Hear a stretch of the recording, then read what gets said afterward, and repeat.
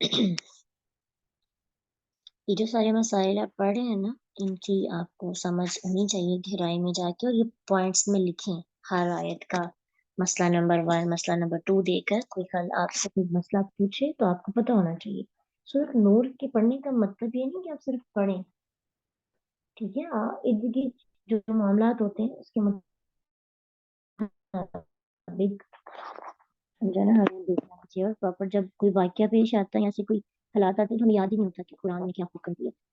تو خاص طور پر جس عورت کے بارے میں، جس مرد کے بارے میں سب لوگوں کو پتا ہو کہ یہ پاک نہیں ہے، چاہے وہ کتنا ہی لینڈ لارڈ کیوں نہ ہو۔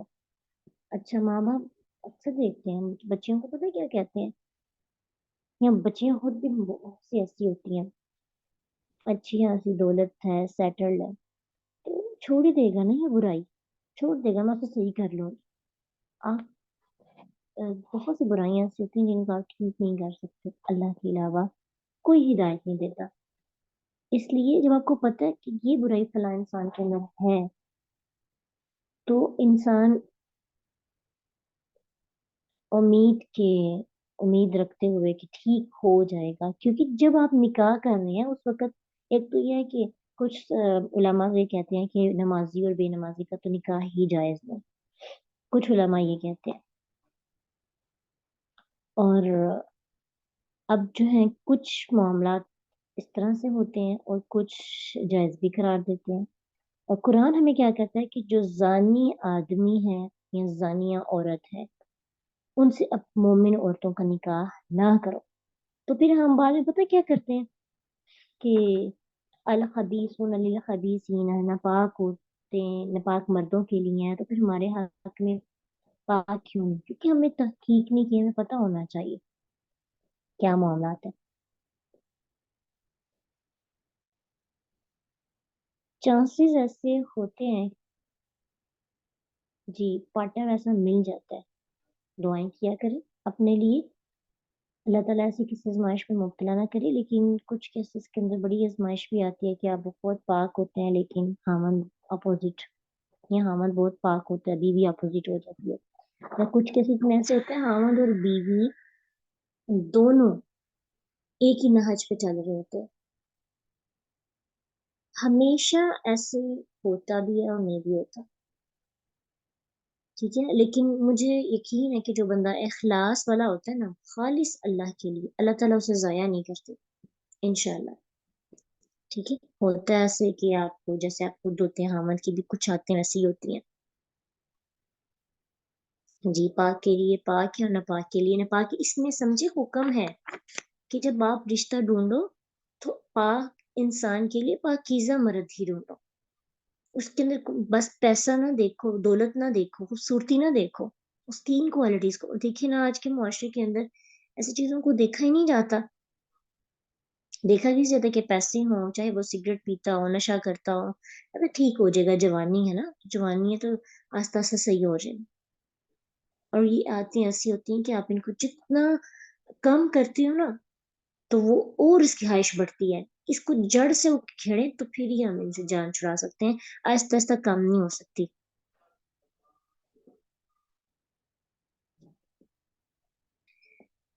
تو اللہ تعالیٰ آسانی کرے انشاءاللہ۔ تو مسئلہ کیا ہمارے سمجھ میں آ رہا ہے، اگر اب ایک اور کیس ہے، اگر کسی مرد سے زنا ہو جاتا ہے پھر وہ توبہ کر لیتا ہے تو اس کا نکاح پاک دامنہ عورت سے کرنا جائز ہے۔ اس طرح اگر زانیہ عورت توبہ کر لے تو اس کا نکاح پاک مرد سے کرنا جائز ہے۔ جیسے ایک مشرک آدمی اور مشرک عورت توبہ کر کے مسلمان ہو جاتے ہیں، ایسے ہی ایک آدمی نے ابن عباس رضی اللہ عنہ سے پوچھا کہ میں ایک عورت کے پاس جاتا تھا، اس کے ساتھ اس کام کا ارتکاب کرتا تھا کہ جو اللہ نے مجھ پہ حرام کیا، تو پھر اللہ تعالیٰ نے مجھے اس سے توبہ کی توفیق دی، تو میرا ارادہ ہے کہ میں اس سے نکاح کر لوں۔ تو کچھ لوگوں نے کہا کہ ان الزانی لا ينکح الا زانیۃ او مشرکۃ، کہ زانی نہیں نکاح کرے گا مگر زانیہ سے یا مشرکہ سے۔ تو ابن عباس رضی اللہ عنہ سے نے فرمایا کہ یہ آیت اس کے متعلق نہیں، تم اسے نکاح کرو، جو گناہ ہوگا وہ میرے ذمہ رہنے دو، یعنی توبہ کر لی تھی نا، تو توبہ کے بعد نکاح کی پھر اجازت ہے۔ اس کے بعد اگلی جو آیت ہے والذین، وہ لوگ جو یار اور منہ نہ تہمت لگائیں المحصناتی پاک دامن عورتوں پر، ثم پھر لم نہ یأتو وہ لائیں بأربعتی 4 شہداء گواہ، فجلدوہم تو کوڑے مارو انہیں، کنہیں؟ ان لوگوں کو جو عورتوں پہ تہمت لگاتے ہیں، 80 جلدتاً کوڑے، ولا اور نہ تقبلو تم قبول کرو لہم ان کی شہادتاً گواہی کو، ابداً کبھی بھی، وَأُولَئِكَ اور یہی لوگ ہیں ہم وہ الفاسقون جو فاسق ہیں، حد سے گزرنے والے۔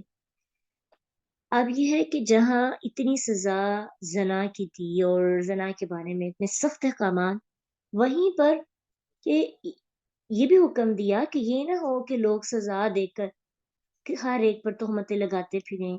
خاص طور پر عورت کا ذکر ہے کیونکہ عورت کے معاملے میں زیادہ اس کی عزت، اس کی رسوائی ہوتی ہے، اس لیے عورت کے معاملے میں کہا گیا۔ لیکن اگر مردوں کے معاملے میں بھی ایسے ہو، کوئی سی مرد پر تہمت لگا دی جائے تو اس کی سزا بھی یہی ہے۔ تو اب معاملہ یہ کیا ہے کہ محسنات سے مراد ہے پاک دامن عورتیں، جو کنواری ہوں یا چاہے شادی شدہ ہوں لیکن پاک دامن عورتیں ہوں۔ تہمت لگانے سے مراد یہاں پہ زنا کی تہمت ہے، کیونکہ پیچھے زنا کی بات ہوئی نا، تو اس وجہ سے یہاں پہ تو ویسے ہی پاک دامن عورتوں کی بات ہوئی، تو پاک دامن عورتوں پر اگر ہم کوئی تہمت لگائیں گے، ان کی پاک دامن کے مقابلے میں اس کا اپوزٹ ناپاک ہی ہے نا، تو اس سے پتہ چلتا ہے کہ تہمت کون سی ہے، جو زنا کی تہمت ہے۔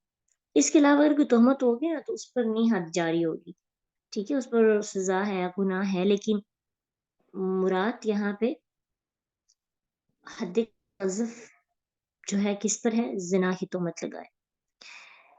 تو پوری امت کا اس چیز پر اجماع ہے کہ یہاں مراد زنا کی تہمت ہی ہے۔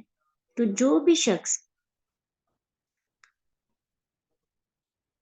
یہ گواہی دے کہ جس میں واضح یہ بات ہو کہ یہ کام زنا کی شہادت دے رہے ہیں، یعنی تہمت زنا، جیسے کوئی کہے کہ میں نے فلاں آدمی کو اور عورت کو خلوت میں دیکھا، تو اس کا مطلب تو یہی ہے نا کہ ان کی عزت کو خراب کیا جا رہا ہے، یا کہا کہ میں نے دیکھا کہ وہ بوس و کنار کر رہے ہیں آپس میں، یا پھر کسی بچے کو کہہ دینا کہ یہ تو زانی کا بچہ ہے، یہ تو کیا کہتے ہیں اس کو، ناجائز اولاد، ہاں یہ تو ناجائز اولاد ہے۔ اب جب کوئی بھی بندہ ایسی باتیں کرتا ہے جس کا اشارہ زنا کی طرف جاتا ہے، ریلیشن کی طرف جاتا ہے، عزت کی خرابی کی طرف جاتا ہے، تو اس کی بات نہیں مانی جائے گی جب تک وہ 4 گواہ نہ لے آئے۔ اگر وہ 4 گواہ نہیں لے کے آتا تو اس کو سزا دی جائے گی کہ اس نے تہمت لگائی ہے۔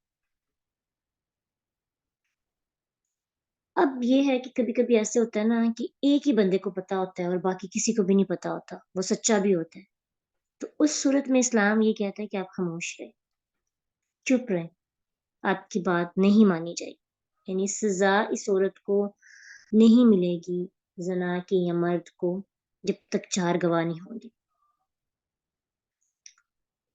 اور اگر 4 گواہ مل جائیں تو پھر اس عورت اور مرد کو اسلام شریعت یہ کہتی ہے کہ اس کو سزا دی جائے گی۔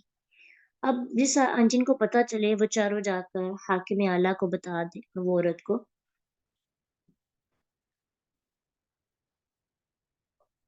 سزا دے دے، ٹھیک ہے۔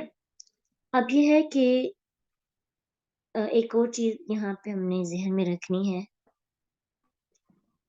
کہ اگر 4 گواہ نہیں تو ایک انسان اس طرح سے ہر ایک کو کہتا پھرتا ہے فلاں نے جو ہے برا کام کیا، فلاں نے اس طرح کیا، تو پھر اس سے وہ مزید برائی کو پھیلا رہا ہے، معاشرے میں لوگوں کے ناجائز تعلقات کے چرچے ہوں گے، بے شمار برائیاں پھیلیں گی، اور ماحول میں زنا کا تذکرہ اسے پھیلانے کا ذریعہ بنتا ہے۔ آج کیوں ہمارے معاشرے کے اندر برائیاں عام ہوتی ہیں، سوشل میڈیا پر ایک چھوٹی سی بات اتنا اچھالا جاتا ہے، لوگوں کو لگتا ہے تو بہت ایزی ہے، ہم بھی کر سکتے ہیں، کوئی شخص اگر چھپ کر زنا کا ارتکاب کرتا ہے تو اس کا اتنا نقصان ہے جتنا زنا کی اشاعت سے، بے حیائی کی بات پھیلانے سے معاشرے میں نقصان ہوتا ہے۔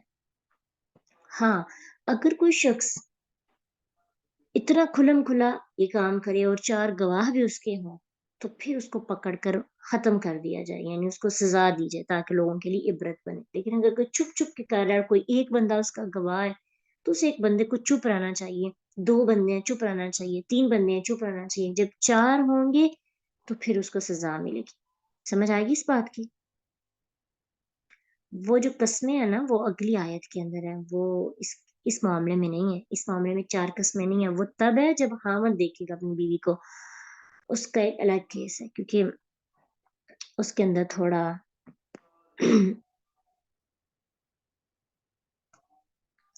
گواہ آپس میں ڈیل کریں، ہاں اسے سمجھائیں، بالکل ہو سکتا ہے، لیکن معاشرے کے اب تو وہ سسٹم ہی نہیں ہے نا، اب تو وہ سسٹم ہی نہیں ہے کہ جا کے حاکم کو بتائیں اور ان کو سزا ملے۔ ہاں ان کے پیرنٹس کو آپ بتا سکتے ہیں، ان کو روک تھام کے، لیکن آج تو سسٹم ہے ہی نہیں۔ لیکن ہمیں پتہ تو ہونا چاہیے نا اسلام کا نظام کیا ہے۔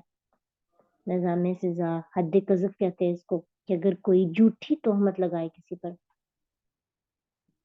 تو اس کے لیے اسلام نے کیا سزا تجویز کی ہے، اس کو 80 کوڑے مارو، پہلی سزا۔ دوسری، آئندہ اس کی شہادت قبول ہی نہیں کی جائے گی، دوسری سزا یہ۔ اور پھر تیسری کیا ہے کہ وہ فاسقوں میں سے ہے، فاسقون،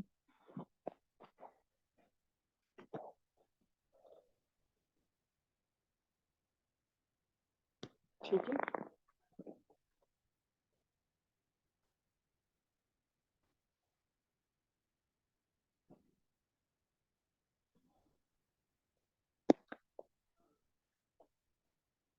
جی پہلی سزا اس آیت کے اندر دوبارہ اسے کہ ولا فجلدوہم ثمانین جلدہ، 80 کوڑے مارو۔ جو 4 گواہ نہ لے کے آئیں تو پھر جو لوگ 4 گواہ نہ لائیں ان کو 80 کوڑے مارو۔ ولا تقبلوا، اور نہ تم قبول کرو لہم شہادت ابدا، ان کی کبھی بھی شہادت، ان کی گواہی آئندہ قبول نہیں ہوگی۔ پھر اولئک هم الفاسقون، اور یہی لوگ ہیں جو فاسق ہیں۔ الا الذین تابوا من بعد ذلک واصلحوا، سوائے ان کے جنہوں نے توبہ کی اور بعد میں انہوں نے پھر اصلاح بھی کی، فإن اللہ غفور رحیم، تو بے شک اللہ تعالیٰ بخشنے والا نہایت رحم کرنے والا ہے۔ اب یہ ہے کہ توبہ سے بہتان کی حد معاف نہیں ہوگی، حد معاف نہیں ہوگی، لیکن اس بات پر علماء کی اتفاق ہے کہ توبہ اور اصلاح کے بعد اس سے فسق کا حکم اٹھ جائے گا، اور پھر کچھ لوگ کہتے ہیں کہ اس کی شہادت قبول ہوگی، کچھ کہتے ہیں نہیں ہوگی۔ کچھ کہتے ہیں کہ جیسے اللہ تعالیٰ شرک کرنے والے کو معاف کر دیتا ہے اور بڑے بڑے گناہوں کو معاف کیا جاتا ہے توبہ کے بعد، تو اس کو بھی پھر معاف کر دیا جائے گا، کیونکہ اس کے پاس جب اس کے دل کے اندر فسق نہیں رہے گا اور وہ فاسق نہیں رہے گا تو پھر اس کا مطلب ہے کہ وہ آئندہ سچ بولے گا اور آئندہ پھر اس کی شہادت مانی جا سکتی ہے اگر وہ پکی توبہ کرے۔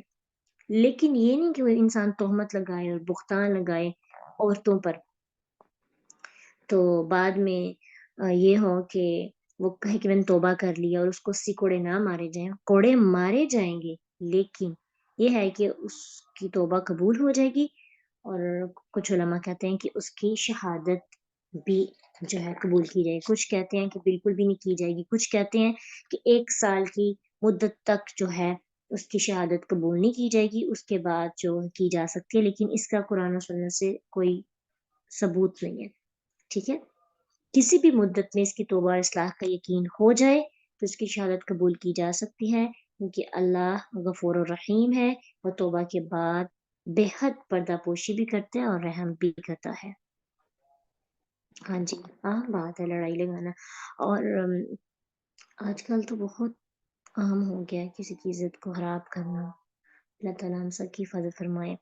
ہم کسی کو ویسے ہی 2 لوگوں کو آپس میں بات کرتا دیکھ لیں نا تو کہتے ہیں ان کے اندر ضرور کوئی نہ کوئی معاملات ہیں، یعنی ہم جو ہے نا ہماری نظر ہی بڑی نیگیٹو ہو گئی ہے، ہم دیکھ کر اندازہ لگا لیتے ہیں ماشاء اللہ سے۔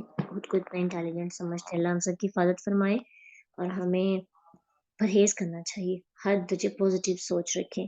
پازیٹیو اگر ذہن میں کوئی چیز آ بھی رہی ہے تو کسی کے ساتھ بات نہ کریں، شیئر نہ کریں، خاموش رہیں. آپ کو لگ بھی رہا ہے کہ یہ آپس میں گرل فرینڈ بوائے فرینڈ ہے، آپ کو کیا لگے؟ اسلام کیا کہتا ہے؟ آپ دیکھیں کہ برائیوں کے تذکرے سے برائیاں بڑھتی ہیں. یہ بات اسلام نے اسی تذکرے کو ختم کرنے کے لیے یہ حکم دیا کہ جب تک برائی خود عام نہ ہو جائے تم نہ عام کرو. جب خود عام ہو جائے تو پھر جا کر اس کے سدباب کے لیے اقدامات اٹھاؤ. لیکن جب وہ برائی چھپ رہی ہے تو اس کو سوشل میڈیا پہ لانے کی، لوگوں کو بتانے کی، اچھا ہمیں کسی کے بارے میں پتا چل جائے نا فلاں نے باغ کر نکاح کر لیا ہے یا فلاں کے ساتھ یہ ہوا، فلاں کے ساتھ یہ ہوا، تو ہم 10-12 لڑکیوں کو بتا نہ دے تو سکون نہیں ملتا. جو جب ایسے معاملات کرنے لگے تو یہ آیت سامنے رکھ لیں کہ اس کا مقصد، اس کی روحانیت کیا تھی؟ برائی کو روکنا، نہ کہ برائی کو پھیلانا. کسی کے بارے میں جو ہم شیئر کرتے ہیں کہ فلاں حاکم اعلیٰ نے فلاں ایکٹرس کے ساتھ یا ایکٹرس کے ساتھ یہ معاملات کی یا باہر گیا تو یہ کیے وہ کیے، اتنی پروپیگینڈے بھی شروع ہو جاتے ہیں. چھوٹی سی بات ہوتی ہے اس کو اتنا پھیلایا جاتا ہے، اتنا بڑھا بڑھا کے اس برائی کو بتایا جاتا ہے کہ برائی بڑی آسان سے لگتی ہے. جیسے دیکھیں چھوٹے بچوں کے ساتھ جو زیادتی کی کیسز ہوتی ہیں، ان کو اتنا عام کیا جاتا ہے. ہاں ان کے خلاف اقدامات اٹھانے چاہیے. اتنا اس کو سامنے لایا جاتا ہے کہ جو وحشی ہوتے ہیں اور جو حیوان درجے کے انسان ہوتے ہیں ان کے لیے ان کو لگتا ہے، ان کو موٹیویشن ملتی ہے کہ اچھا فلاں کر سکتے ہیں تو ہم نے، پھر طریقے بتائے جاتے ہیں کس طرح سے کیا، تو پھر طریقے لوگ کاپی کرتے جاتے ہیں، وہ طریقے خود بھی اپناتے ہیں اور برائی آٹومیٹکلی پھیلتی ہے. تو اللہ ہمیں سمجھ بوجھ عطا کرے.